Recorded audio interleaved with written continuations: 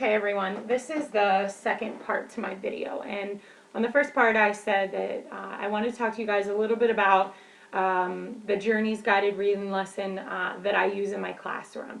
And you will see that each lesson that comes with this program has it has a set of 6 books, colored copies. It is connected right to Fountas and Pinnell, and you can work right at the kids' current guided reading levels. So this program, I really want people to go ahead and take a look at, because it's an amazing program. I actually have the link to the Journey series where my school had purchased this. This program is it's a more expensive program, but it doesn't just deal with guided reading. There's the writing aspect of connecting guided reading with it, and also there are hard books that have science and social studies standards that connect the words for the week, so you can post words for the week on the wall so the kids are connecting their reading to their writing and vice versa. It's just an all-around great program. And if you come down below, I have a PowerPoint that I've created, and it's just going to go through the actual what would come with each guided reading lesson. This is an example. I just chose a level I because at the end of first grade, this is where we want our kids to be reading. They come in at a C, most of them, and we want them to be at an I, fluently reading by the end of first grade. So this is just an example of what the book would look like for each lesson. Like I said, it comes with 6 books, and then if you scroll down, here's the front cover of the actual lesson. So for each book, you'll see that there is the book. It tells you how many words are in the book. It actually gives you the characteristics of the text, so you can talk to the kids about the book being fantasy. It actually gives you the themes of the book, the sentence complexity that they're going to be using, so some items that might be in the book for the kids that might be a little bit harder for them to read, words that you can work on, endings, and then it talks about the book and the print features that would be working throughout this whole entire book. And then if you scroll down a little bit more, the second page that comes with the brochure, this page talks about how to introduce the book to the group. So it actually is like a word for word verbatim exactly what a positive guided reading lesson should look like. It tells you build the background about the book Chipmunk's New Home, you introduce the text. It actually goes through pages and it gives you examples of what you should be explaining to the kids at that level for them to be looking for throughout the book. So that's a really great feature, and like I said, I use this with every single one of my lessons. And you can see that I've kind of divided them into days, so you'll see through my papers these are actual ones that I've used. Then the next page allows the teacher things to focus on while the kids are reading. So now the kids are starting to read the book. They're going to respond to the text. So you're going to ask them, what do they think the book might be, they think within the text is happening, beyond the text is happening, and about the text.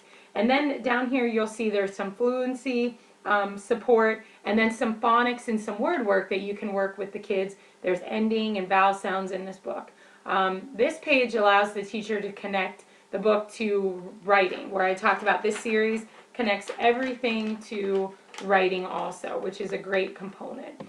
There's critical thinking, responding to the text, target comprehension skills. So what are you wanting the kids to actually comprehend throughout the story? And this is talking about story structure. And it gives you an actual think aloud that you can do with the kids. There's a practice skill, a writing prompt for the kids. Then the next page is actual questions that you can guide the group on asking, about the kids. And then if you look, it breaks it down into stages. There's beginning and early, intermediate stage questions to ask, intermediate stage, and early and advanced stage. So it's kind of nice because it's a program that's based off, that you can base off of where you know your kids are at specifically. And you'll see that I kind of do this on day 2. And then you'll see that there are, on the bottom, there are actual worksheets that go with these lessons. So there's printable worksheets that you can use. And when I do these types of things, I usually explain it, and then I like the kids to go and do this after group. Examples of writing activities. Here's some other writing activities that the kids can do, either in group or outside of group. And the last page is really nice because every book comes with a running record, so you can see exactly where the kids are, you know, from reading that book. So it's a really, really nice thing. So then we're going to go back to our main page, and the next thing that I've created is just some links for help on guided reading. And the one that I really like to use is the Jan Richardson website, and she lists a ton of activities on certain grade levels, standards and concepts for you to actually read about and learn about different types of things. So if you click on hers, it takes you right to her website, kind of like the website that I created today, and it will actually list a ton of activities that if you are working with your kids on a certain activity, you can go there, and these are all different types of resources that she's created for you to use throughout your guided reading lessons. And then you will see on the last page the meaning of guided reading. And I wanted to incorporate some quotes from some teachers that you know, I work with in my building to get exactly what guided reading was to them. And one teacher said that guided reading is a great way to see where each student's strengths and weaknesses are in small group setting.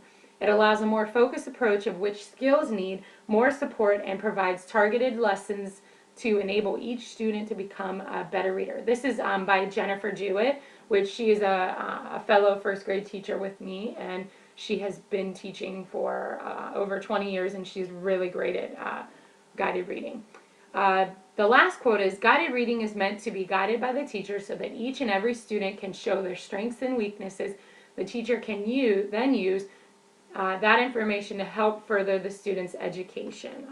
That was by an anonymous teacher that put it in my mailbox. And then the last page you'll see is the part for my reflection, which I'm going to fill in after I get all the amazing feedback that I get from my classmates from this class.